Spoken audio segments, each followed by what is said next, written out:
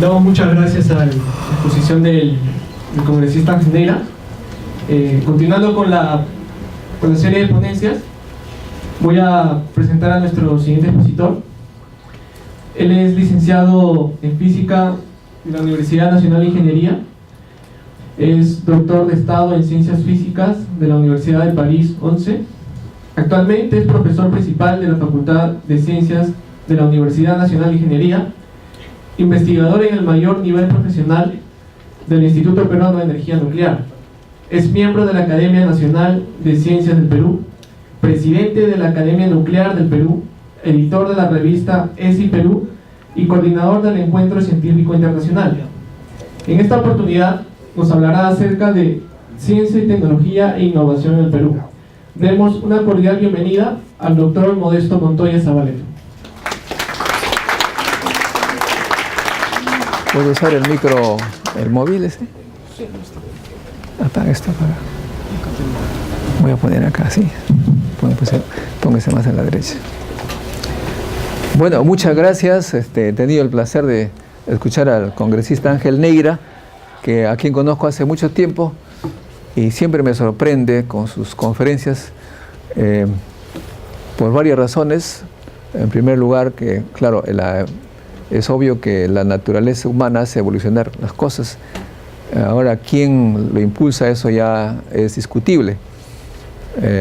Para él, el Estado no tiene nada que ver, y nosotros, los que proponemos algunas cosas, somos copistas, porque si Argentina tiene, ¿por qué nosotros no?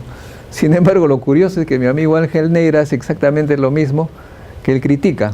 Primero trabaja para el Congreso, que es el Estado, recibe un sueldo del Estado, y por otro lado nos ha puesto acá una serie de ejemplos de Corea, de otros países que también, en cierta manera, están induciéndonos a copiar. Vemos que con todo cariño le digo, debería cambiar de discurso, porque en todo caso se está contradiciendo él mismo. Por otro lado, si yo les preguntaría a ustedes acá, ¿el Congreso sirve para algo? ¿Ah? A ver, un aplauso para cómo está funcionando el Congreso. Bueno, las palabras no son necesarias. El Congreso es un fracaso total. Los debates que se dan allí son realmente patéticos, no tienen nada que ver con el desarrollo. Y en cambio, hay países que efectivamente han desarrollado. Les hago una pregunta, porque a mí no me gusta solamente decir cosas, sino preguntarles para comprobar su grado de información. ¿Cuál es el único país que está de subida en el occidente? ¿Qué país se ha convertido en el único que crece? ¿Alguien tiene una idea? ¿Alemania? ¿Alemania? Bueno, Alemania es la respuesta correcta. El ingeniero Pareja está bien enterado. ¿Cuáles son las características de Alemania? ¿Saben ustedes cuál es la profesión de la presidenta de Alemania? La canciller.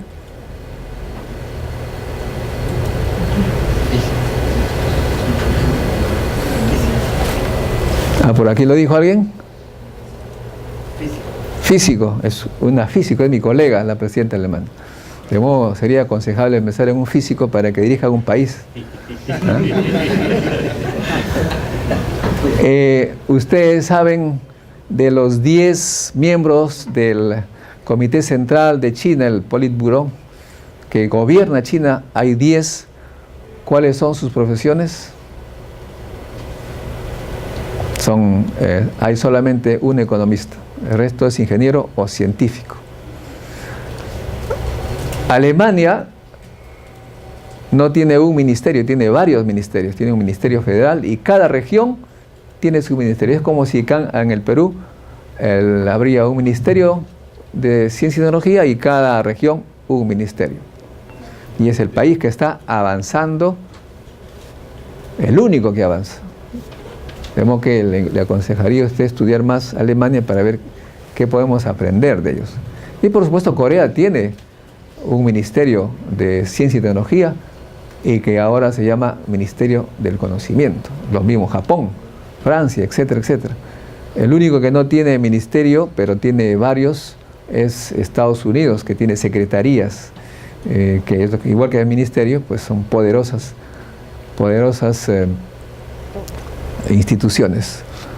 La institución más prestigiosa del mundo, para muchos, es la NASA. ¿Y la NASA es privado? Es del Estado. El laboratorio más exitoso que el año pasado ha dado que hablar al mundo, que es el Centro Europeo de Investigaciones Nucleares, la que está buscando la partícula Dios, ¿de quién es? Del Estado.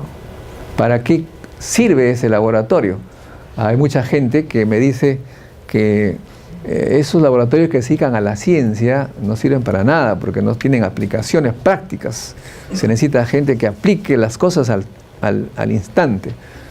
También eso es signo de poco conocimiento, porque los científicos, cuando buscan afanosamente comprender la verdad, aparentemente la verdad no tiene ninguna aplicación. ¿A quién le interesa el origen del universo? ¿A quién le interesa a qué distancia está la estrella más lejana? Que está a 4.300 millones de años. ¿Qué implicancia puede tener para resolver la salud de los terrícolas? Aparentemente nada. Sin embargo, la respuesta es un tremendo sí. ¿Por qué razón? Porque son tan apasionados los científicos cuando quieren buscar una explicación básica sin aplicación, que tienen que inventar cosas para lograr ese resultado. En el caso del CERN, que estamos hablando, por ejemplo, que está buscando la partícula Dios, en ese laboratorio que buscan la partícula elemental que da origen a la masa y que no tiene ninguna aplicación, en ese laboratorio, para tener ese resultado, han tenido que inventar instrumentos de detección de partículas que hoy en día sirven para las imágenes médicas que permiten el diagnóstico temprano de innumerables enfermedades. Personalmente, como historia y anécdota personal, tal vez cuando hice mi doctorado, como todo doctorado tiene que hacer un stage, una estadía, unas prácticas de 3 meses, lo hice en un laboratorio que era curioso para mí, nunca había visto uno similar, era pequeño, era un laboratorio, la mitad de esta sala, que había lo que se llamaba la cámara de filamentos, que eran miles de filamentos con gas adentro y que cuando pasaba una partícula invisible producía una diferencia de corriente en un filamento determinado y midiendo las corrientes, la diferencia de corrientes, se podía calcular por qué lugar pasaba la partícula. Más arriba, más abajo, y de acuerdo al lugar donde pasaba la corriente también, digamos, el eje X, el filamento, y en el eje Y, la diferencia de corriente. Una cosa de juegos. Años más tarde, el que inventó ese instrumento, que trabajó allí, sacó el premio Nobel de Física. Me refiero a George Charpak. ¿Por qué razón se sacó el premio Nobel? Porque justamente ese es el que se usa, esa tecnología se usa para las imágenes médicas que han dado miles de millones de dólares de ganancias a los laboratorios. O sea que es un laboratorio de ciencias básicas, de físicas básicas. Los ingenieros electrónicos y los físicos trabajan conjuntamente, y los químicos, para buscar las explicaciones de la naturaleza y encuentran unas cosas impresionantes. Por otro lado, ustedes saben que para hacer los choques de las partículas y producir la partícula Dios tiene que haber un acelerador de una circunferencia de 27 kilómetros a 100 metros bajo tierra, a velocidades cercanas al de la luz. Una partícula a esa velocidad se va de frente, en línea recta. Han tenido que inventar unos magnetos de superconductores para hacerlos girar. De lo contrario no sería posible. Esos supermagnetos con superconductores hoy en día sirven, después de haberse inventado para esa razón básica, en la resonancia magnética nuclear, que ha salvado ¿cuántos millones de vidas? No lo sé, pero muchos. Y volviendo al origen del universo, a las estrellas que están a 14.000 millones de años, también uno se dice, ¿pero a qué sirve eso? Cuando los físicos y los astrofísicos propusieron la construcción de un telescopio satélite para justamente calcular la edad de esas estrellas, los tildaron de disparadores. ¿Qué es eso? Estás gastando la plata que nosotros pagamos, nuestros impuestos, para ver las estrellas. No tiene sentido, tenemos acá problemas en tierra. Pero haciendo, digamos, un poco de lobby, los científicos allá tienen también sus congresistas que comprenden algo, hacen su lobby y lograron ese presupuesto. Tuvieron que inventar un dispositivo, primero, que transformara la luz que venían de las estrellas en un pulso eléctrico, ponerlo en una señal digital y enviarlo a Tierra. O sea que este telescopio recibía la luz, generaba pulsos eléctricos, señales binarias, los enviaba a Tierra. O sea que inventaron el dispositivo que hoy está en todas las cámaras digitales que nosotros conocemos. Y lo que costó $2.000 millones, con el pago de la patente y la venta de estos instrumentos, en 6 meses recuperaron la inversión y las ganancias han sido realmente incalculables. De modo que hay que tener cuidado, hay que conocer realmente todos los aspectos. Yo entiendo que el ingeniero es ingeniero tecnólogo, yo soy técnico, también he seguido por ese camino, he estado en el Politécnico José Pardo, soy técnico electricista, pero me interesé ir más allá a estudiar las profundidades del núcleo y me da gran placer porque en mi camino he visto cómo la ciencia, la más avanzada, tiene aplicaciones contundentes y que cambian el mundo. Esa, por supuesto, y en cada momento en que uno va a hacer un experimento, está buscando la optimización y la construcción de nuevos equipos para encontrar verdades que otros no pueden encontrar, y allí está la innovación y la competitividad de los países. Por esa razón es que Alemania está donde está y los países que hacen ciencias básicas también. Ahora bien, pasando ya a un tema diferente. La Tercera Guerra Mundial, amigos, la Tercera Guerra Mundial ha comenzado hace mucho tiempo. Hay gente que no se da cuenta. Y esta guerra mundial, es atroz porque causa muertes también. Causa miles de millones de muertes y no nos damos cuenta la razón. ¿A qué me refiero? ¿Por qué los chilenos nos hicieron la guerra a Chile? ¿Qué querían de nosotros? A ver, los historiadores, nuestros recursos, ¿no es cierto? Cobre, salitre, guano, ¿no? Ese era. Pero hoy en día, todo el mundo sabe dónde está la riqueza. ¿Qué cosa hace rico a los países? Lo ha dicho el ingeniero Neira, que hay países que no tienen nada. ¿Qué cosa hace rico a un país? Los cerebros bien formados. La riqueza de los países son los cerebros bien formados. Entonces no es raro que, si ustedes seguramente han escuchado a Obama, que ha dicho hace algunos meses ya, y repite varias veces, que necesita 300.000 científicos e ingenieros para que su país retome su velocidad, y que se lo va a traer de esos países que no comprenden el valor del conocimiento de los países. O sea que ya la guerra no es por la materia prima, la guerra es por los cerebros. Y los estados que no se dan cuenta de eso, deberíamos calificarlo de traidores. Porque incluso nosotros,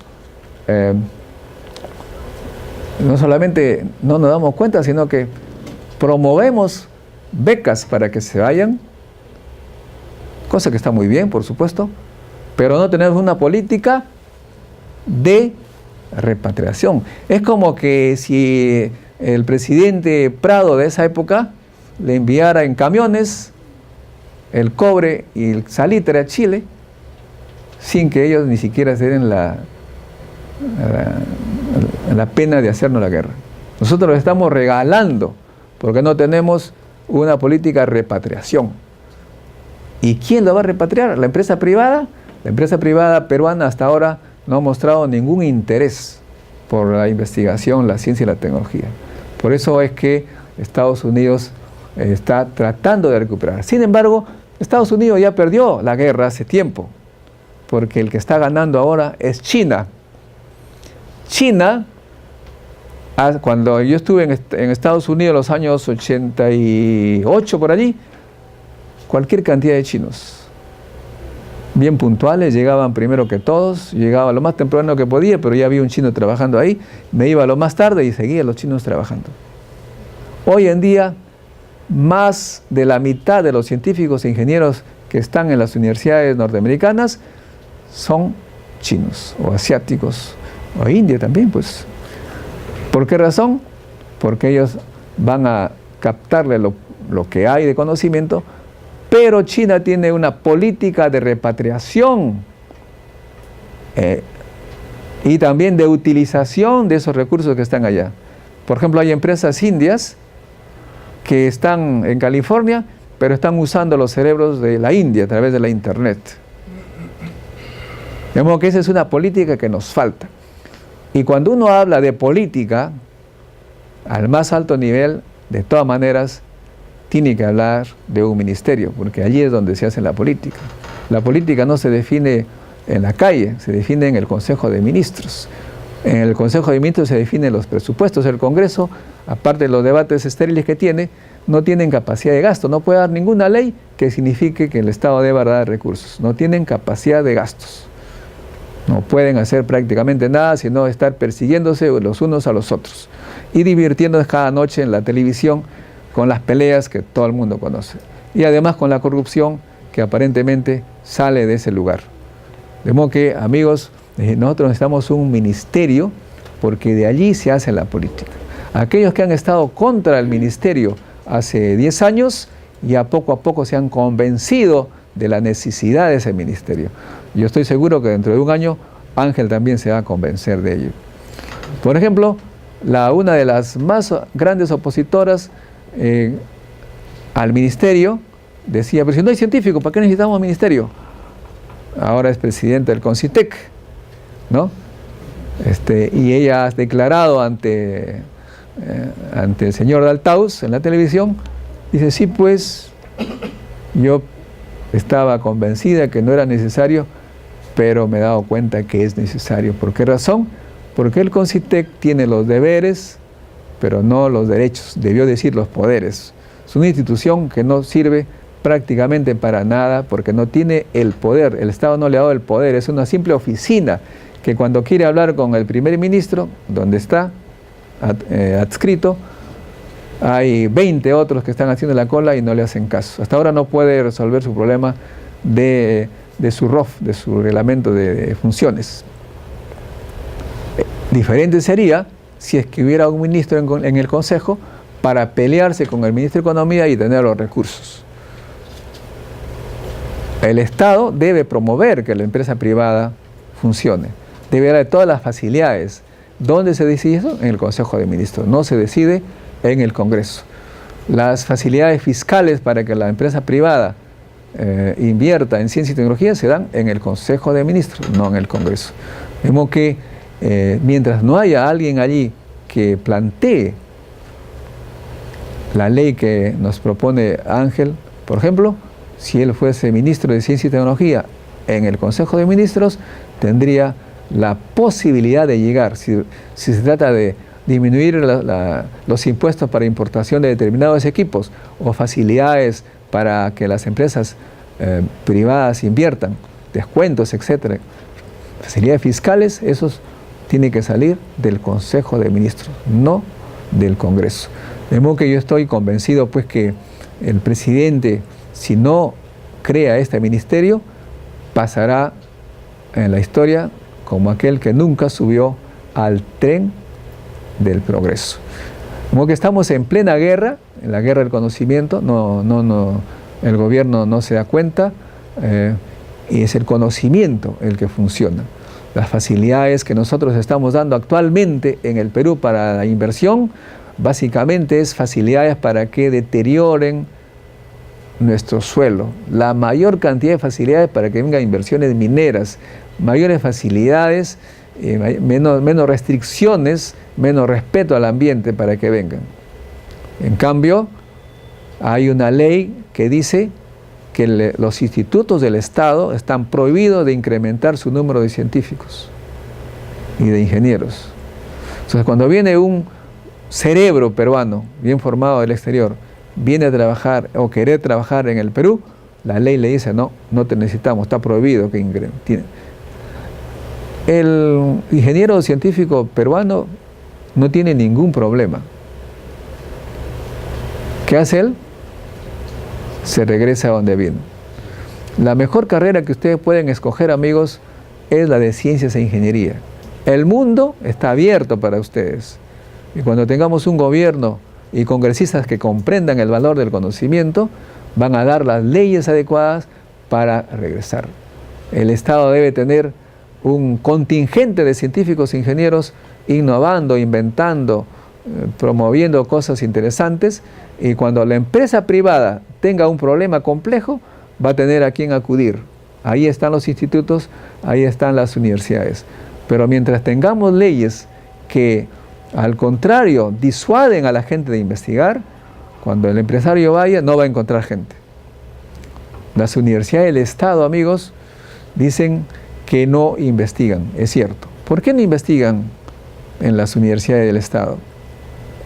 Cuando hay 1.500 millones de dólares en el banco sin ser usados, 1.500 millones de dólares dedicados a la ciencia y tecnología de las universidades estatales. ¿Por qué no lo utilizan? Porque esa misma ley que da este canon dice que está prohibido usar ese dinero para retribuir a los investigadores. O sea, sí se puede construir, sí se puede comprar equipos, pero no se puede retribuir a los investigadores.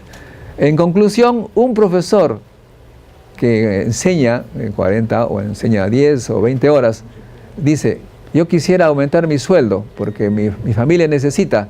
¿Cómo hago? Voy a hacer investigación con la plata que tiene el canon minero. ¿Cuánto voy a ganar si hago 20 horas más de investigación, o sea, 20 horas más de trabajo, de acuerdo a la ley? Nada. Entonces me voy a enseñar a una universidad privada o a un instituto y voy a duplicar mi sueldo. Eso es lo que hacen. En lugar de investigar, se van a tener doble, triple sueldo. Están felices. Todo el mundo está feliz, menos los peruanos. Porque cada científico, cada ingeniero que se va, cada físico o médico, hay gente que muere por falta de medicina, falta de conocimiento, pero sobre todo por falta de recursos. Los mineros informales, los mineros ilegales, a quienes se les ataca porque son delincuentes, los ilegales, los delincuentes como los ladrones son delincuentes, efectivamente. Hay que perseguirlos de acuerdo a ley. Sin embargo, ¿se han preguntado ustedes cuál es el origen de esos mineros ilegales y esos delincuentes? Yo personalmente he ido a preguntar a un minero ilegal, no de esos grandazos, sino de uno normal, mediano. Y la razón es patética. Primero me dicen, yo soy agricultor, son mis chacras las que están acá. Ha llegado un momento en que debo gastar 5.000 soles al año para sembrar, con todos los implementos, los fertilizantes, etc. Pero lo que me compran ha bajado tanto de precio que me pagan por introducción 2.500, o sea que pierdo. ¿Quién hace cosas a pérdida? Entonces, ¿qué cosa he hecho? Porque acá vino Roque Benavides, porque justamente se trata, Roque Benavides fue allá y analizó, hizo excavaciones y concluyó que no había suficiente oro como para hacer su gran empresa, pero le dio la alerta a los mineros, a los agricultores, que sí había algo, pues, no para ser rentable para la gran minería, sí para ellos. Entonces, lo que están haciendo es destruyendo sus propias chacras para sacar mineral. Cuando se termine el mineral, no van a tener ni chacras. Entonces yo le digo, ¿no tienes miedo? Sí, me dice, pero yo lo que estoy haciendo es hacer minería informal con cianuro, con mercurio. Sé que después no va a haber nada, pero por lo menos tengo plata para educar a mis hijos en la Ricardo Palma, para que sean buenos ingenieros y ya no tengan que venir a este lugar. ¿Eso qué significa? Significa pues que es responsabilidad de los congresistas y del Estado en general, que no ha hecho una política de educación, que no haya interesado a los niños en ciencia y tecnología para que tengan otros recursos que ir a destruir sus propias chacras. Él me dice, yo quisiera que aquí hubiera por lo menos empleo, qué sé yo, una envasadora, algo para... Yo trabajaría con gusto, pero no hay. ¿Dónde está la empresa privada que tanto mérito le sacan? Debería estar allí dando trabajo a esos jóvenes y a esa gente que quiere trabajar. Debería estar creando en esos lugares empresas para que ellos no tengan que hacer lo que están haciendo. De modo que vemos nosotros que hay en el Perú un gran problema. Y ese problema se debe a que no hay una política, un ministerio de ciencia y tecnología, con un viceministerio de agricultura, con un viceministerio de pesca, con un viceministerio de minería. Todo el resto debería ser ministerio de ese gran ministerio que tendría que luego ser el ministerio del conocimiento, como es el caso de Corea, porque la riqueza actual está en el cerebro. Y por eso yo los felicito a ustedes que están en una universidad de prestigio, supongo, aprovechando el conocimiento, el último conocimiento, para que luego ofrezcan su conocimiento al mundo entero. Y cuando tengamos un gobierno y un parlamento inteligente, seremos un país inteligente. Ustedes saben por qué está viniendo autos inteligentes, patrullas inteligentes, semáforo inteligente. Tan inteligente es el semáforo que necesita un guardia civil al lado para conversar. ¿No? Cuando muchos han estado hablando de patrulleros inteligentes, tomé el teléfono, ahora es posible con el Skype, ¿no? a un centro de informática y computación internacional, donde hay las ciudades inteligentes.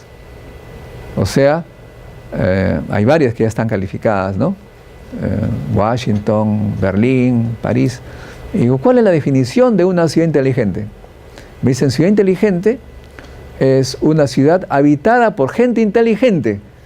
Si es que la gente no es inteligente, por más máquinas que compren, por más tecnología que traigan, y es otro problema que vamos a ver, no es inteligente. Y digo, ¿pero qué significa un ciudadano inteligente?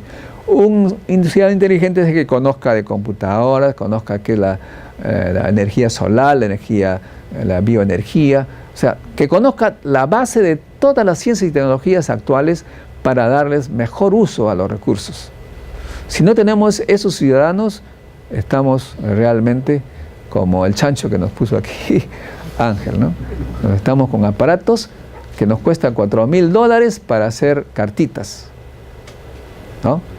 Y creo yo que eso tiene que cambiar con una educación estatal de calidad.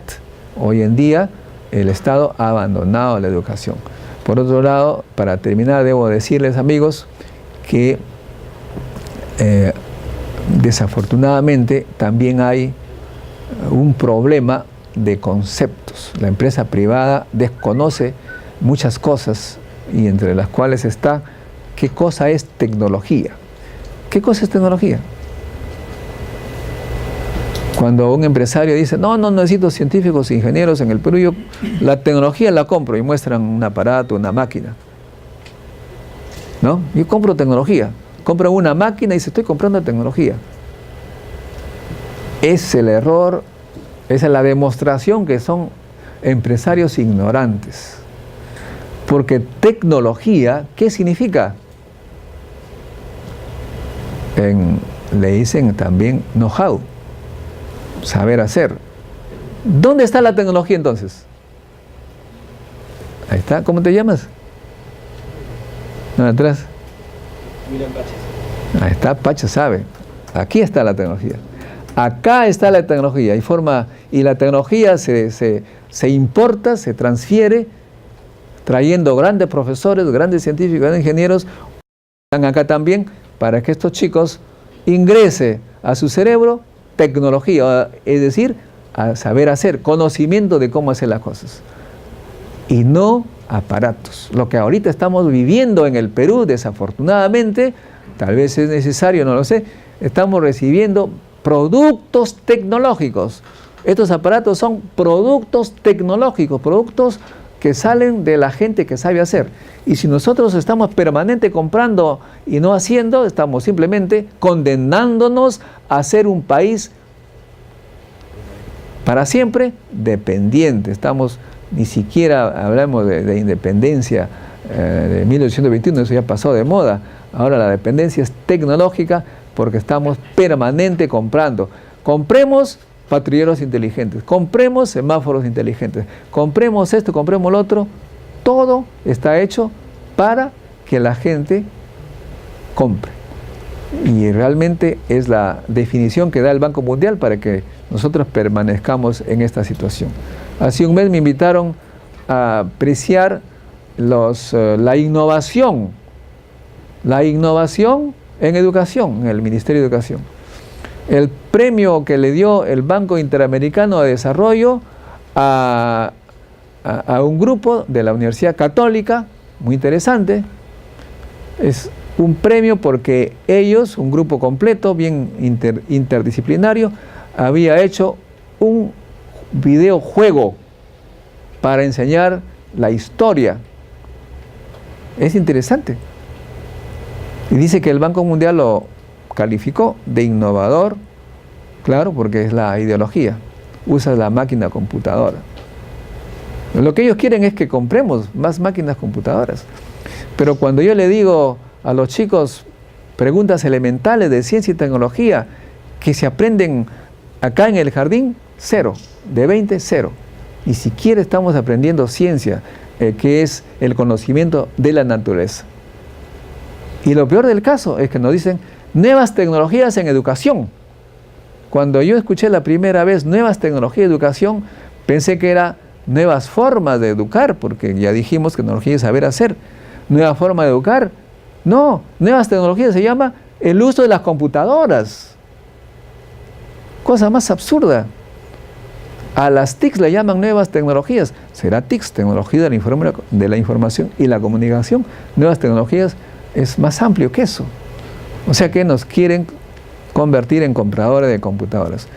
Yo acudo a vuestro entendimiento para que nos levantemos todos y pidamos al Congreso y al Gobierno que dejen de engañarnos y que nos den políticas que incremente el conocimiento en el Perú, que implemente el saber hacer y que ya no nos limitemos a depredar nuestro territorio.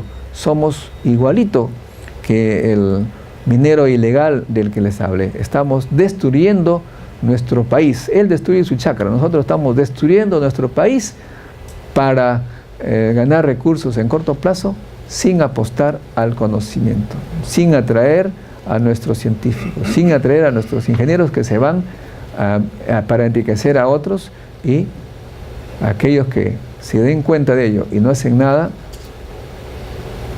repito, habría que declararlos traidores a la patria. Y aquellos que pacientemente están en sentido contrario, habría que ponerle las medallas. Muchas gracias.